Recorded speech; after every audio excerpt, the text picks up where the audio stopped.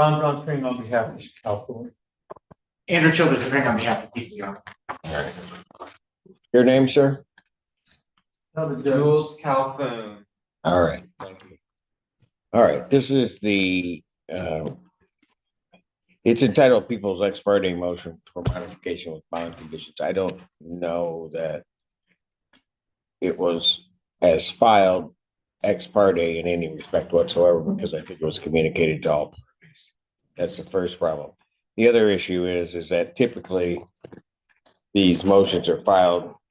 Court's first determination is whether or not the necessity for the court's action constitutes an emergency. I'll be frank with you, I'm not convinced that it does constitute an emergency, but given everything, the court is choosing to hear the matter. I really don't deem it an emergency, so that you're clear on the court's perspective. All right, but is your motion, go ahead. This hearing starts off procedural. Names on the record, attorneys identified, but don't let that calm tone fool you. What we're about to witness is a serious battle over bond conditions in a case involving threats tied to an elementary school.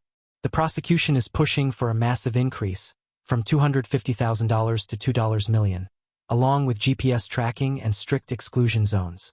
The judge? Not convinced.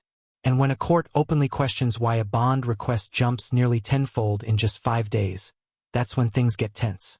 Is this about public safety, political pressure, or prosecutorial overreach? Let's break it down. Your Honor, before I begin, and thank you for that, thank you for accommodating this motion. Because I'm a little unclear. I talked to Ms. Gaines and Ms. Scott from the defender's office. My understanding is there was one order, and then and I think there was an error or an issue with what are specifically the defendants with respect to the GPS tether and exclusion zones. What are those conditions if nothing changes with respect to the defendant's bond as we sit here today? The original order that was entered by the magistrate on the 28th, and I'd have to go back and look at the hearing, but I don't know that there was necessarily an objection from the people, was for location tracking only on a GPS tether. Okay. That subsequently, and again, I'd have to go back and look at the hearing. I did not have the time to review the video of the hearing. That has subsequently been changed to exclusion zone with location tracking only. So the change wasn't to, well, just added an exclusion zone. And the only area that was added, which again doesn't,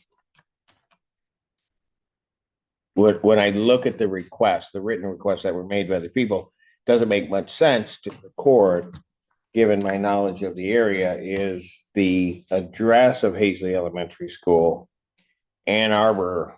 That particular address is the hot zone.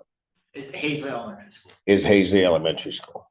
And so that, as the order currently stands, if the defendant were to be released, there would be an exclusion zone of the elementary school on its GPS tether. As I read this order, yes, but again, given my knowledge of the area, I have concerns about how this is written, because and I'll just lay it out to you. I mean, I'm one that is full disclosure. Hazley Elementary School is my elementary school. I know people didn't think it existed way back with the dinosaurs, but it did. There are 4 entrances to basically 4 access points to the Hazley School grounds that come off of different neighborhood streets into there. So listing just the address, I don't know, quite frankly, is specific enough to cover the area. I mean, for the most part, most of the people that, if they were walking there, would not enter necessarily off of Duncan Avenue. They just, so. So that's what I have. Okay, and thank you for that, Your Honor. I know, obviously, we were with each other less than 24 hours ago. I We know were. court operates, and that's why I wanted, before we get into anything, I just wanted to make sure that my at least is correct as it could be. So the motion that was filed by my office last night is requesting a $2 million bond with the otherwise with a house arrest with GPS tether if release, and for him to not be within a mile of any school.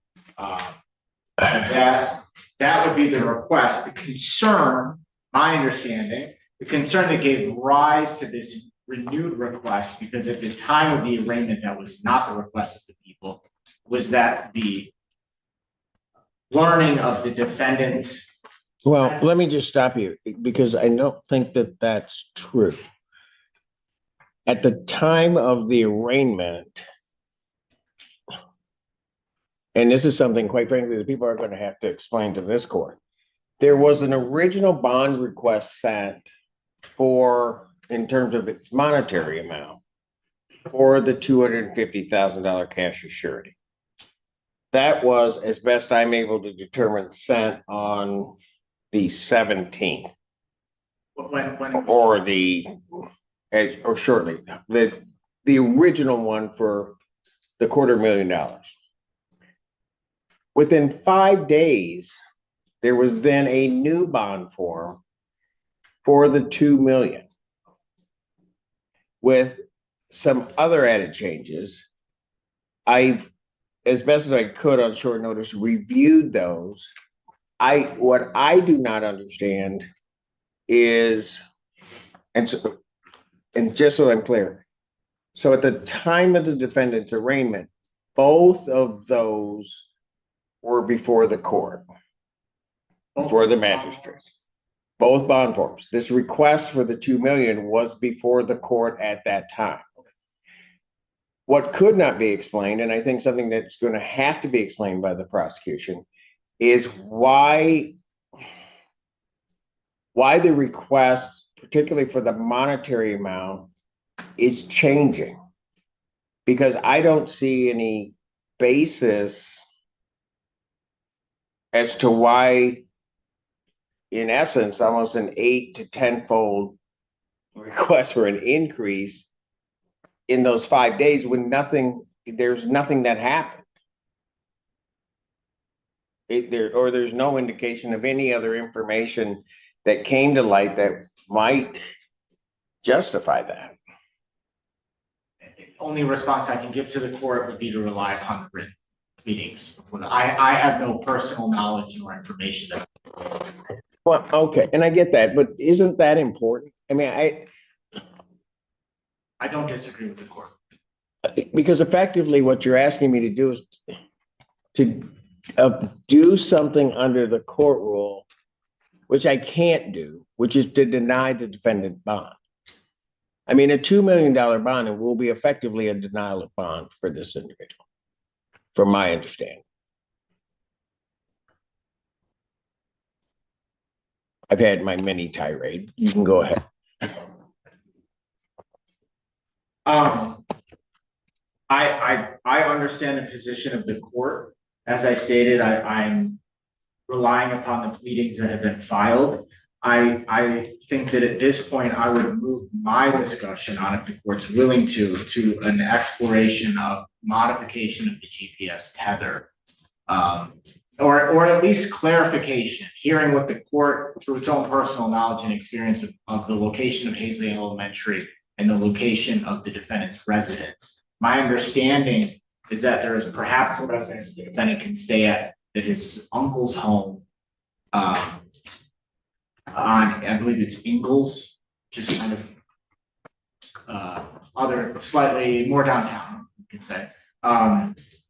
Now, in a quick look on Google Maps, that address does appear to be within a couple blocks of Community High School. I don't know if the court is would entertain, No, I'm just kind of, as we do sometimes, Your Honor, exploring options on the record. right, no, I got you. And so, that's kind of where what I'm looking at now. Ultimately, we have a lot of people in the courtroom. I believe the majority of these people in the courtroom are staff at the elementary school that were affected by this threat. They are concerned for their own safety. They're concerned for the safety of their students, rightfully so. I have a child in elementary school, and the court has its own experience as such. I think that what ultimately we're looking to do is anything we can do, acknowledging the fact that the defendant may very well be out of custody while this matter is pending, that we can as best protect the children of that school and the community at large. And that's what the people are requesting. And I'm open to a discussion as to how we can best do that. And I'm very much aware of the defendant's history. I guess I wouldn't say I'm very much aware, but I'm aware of the defendant's both mental health issues and what I could say the condition that he exists in, through a brief reading of the police reports, as well as discussion with members of the public defender's office. I'm aware of all of those things. Okay, so, and then certainly I'll hear from the defense, but there was a request that he not go within a mile of any school, right? You have to leave the city of Ann Arbor. Absolutely. I mean, because I mean, I even this morning was having my staff look and just try and determine whether or not that's even a feasible condition I could put on a defendant. And a mile, you can't do it. I mean, I think within really a mile and a half, 2 miles of just Hazley School, there are two other elementary schools and a junior high and a high school. So, I mean, I don't even know how that would work, to be honest with you. Would the court consider DPS Heather with house arrest, so we don't have to play the exclusionary zone game? I would certainly entertain it. And look at it if that's the request. And Mr. Childers, I realize you're here and I always respect the arguments that you give, and you always give good arguments to the court. I'm trying to figure out what specifically are the people asking the court to do. Because when I look at the motion, the request is really threefold. That the people want his bond increased to $2 million cash surety from the current $250,000 cash surety. They want him to remain under house arrest with a GPS tether if he's released, and that he can't go within 1 mile of a school. And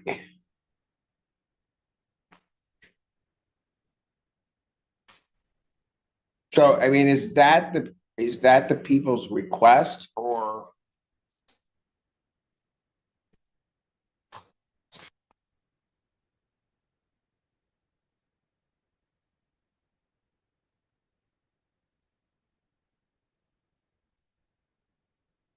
Be possible if we could take a brief break.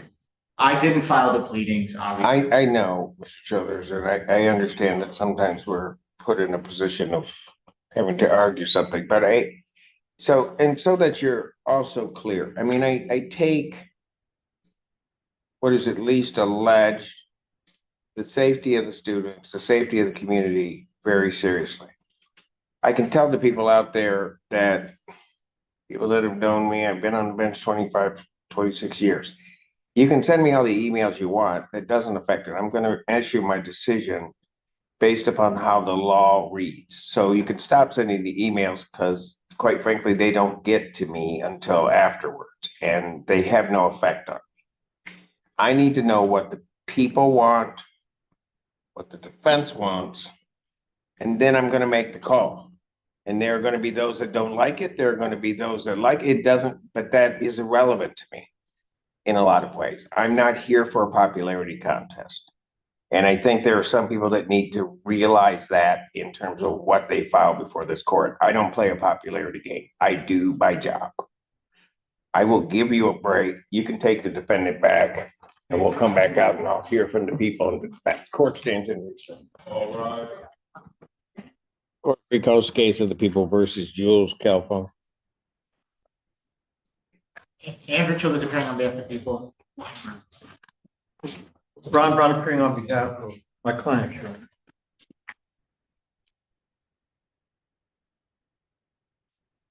Right.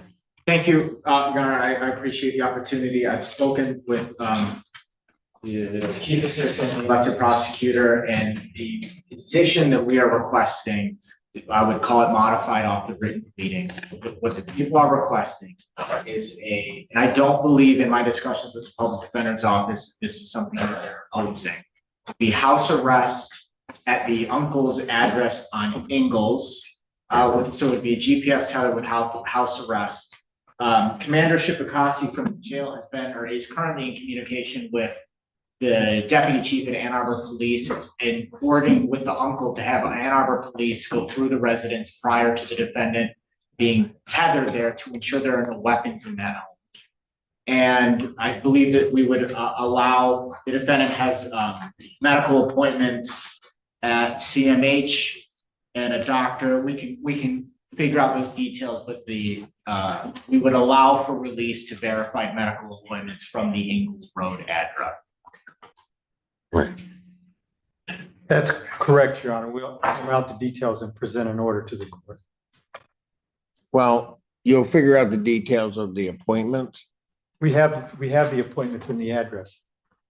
2 at CMH and 1 with a Dr. Connolly, whose office is at 3300 Washington Avenue right now. But are those regular appointments? So they're going to occur at a particular time or what? Through today, for the next week, we know of these appointments. But once he's seen, we don't know when he will be seen again or scheduled again. They're intake assessments. Thank you. And my understanding. That's right. What did you hear? I'll go sit down. What? Oh, no, you're fine. I'm just saying. I knew somebody knew something more than most. Of course. Usually in my experience, if we allow for them to, there can be an aspect where the defendant is communicating with community corrections. Correct. If this particular doctor, I know appointments change and things like that. We don't need to have an order reflecting every single appointment. But the people we would have no problem provided they are verified with the defendant seeking the treatment at CMH and with his doctor. All right. So just so that I'm clear, the request for the increase in bond monetary amount is withdrawn. They're no longer making that request. The request for exclusion zones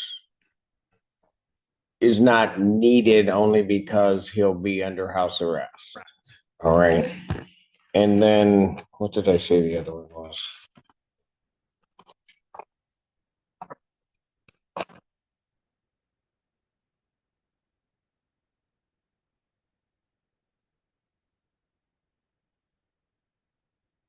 All right. So really, the second one is just a modification of GPS tether to a house arrest. House arrest, correct. All right. And Brandon Casey from Community Corrections was already sending me messages that they're aware of this address and they can. They're aware of the Ingalls address? Correct. All right. Your Honor, we've also spoken to the owner of the 110 North Ingalls address, and he has consented to the police search of his home for weapons. All right. And that's a single. It's an apartment. It's an apartment. It's an apartment. Council approach. On behalf of my client, should we approach with the answers that the court needs? No, that's okay. I presuming you checked the concerns of the court Yes. and have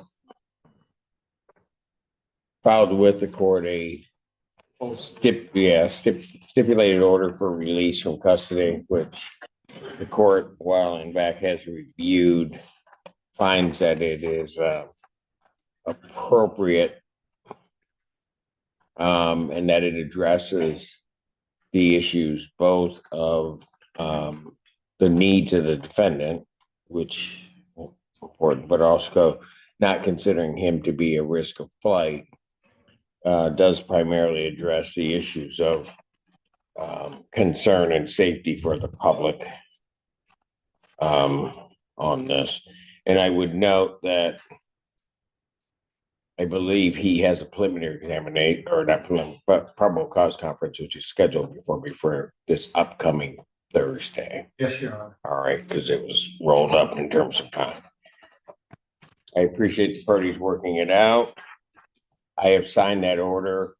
What we will do also is we will review it. We'll prepare a community corrections order so that everybody is straight regarding the GPS tether and exactly what's going to happen with that. Yes, Your Honor. All right. So the court's aware, my understanding is it may be happening as we speak, but Ann Arbor we're sending officers to meet the uncle at the address. To go to the address to make sure that there are no weapons, so that won't be a bar to the release. We will get that over there. For those that are interested in his release, the tether is going to have to be in place prior to his release from the jail. Understood. So we will try to make that happen and try to make sure that if it's going to happen today, it can happen today. Otherwise, it's not going to happen till Monday. Understood. All right. Thank you both. Thank Everybody have a good weekend. Thank you. So here's where this ultimately lands. The prosecution withdraws the $2 million bond request. The 1 Mile School exclusion zone also dropped. Instead, both sides agree to a structured solution. GPS tether plus strict house arrest at the uncle's residence, police inspection of the property for weapons, and verified medical appointments only. The judge signs off, emphasizing 2 key principles: public safety and legal fairness. This wasn't about headlines. It was about balancing constitutional bond rights with legitimate community concerns. The court refused to rubber stamp an unexplained 8-fold bond increase, but it also ensured structured supervision to protect the public. That's judicial discretion in action. Now we want to hear from you. Did the judge strike the right balance? Should the $2 million bond have stood? Or was that an overreach from the start?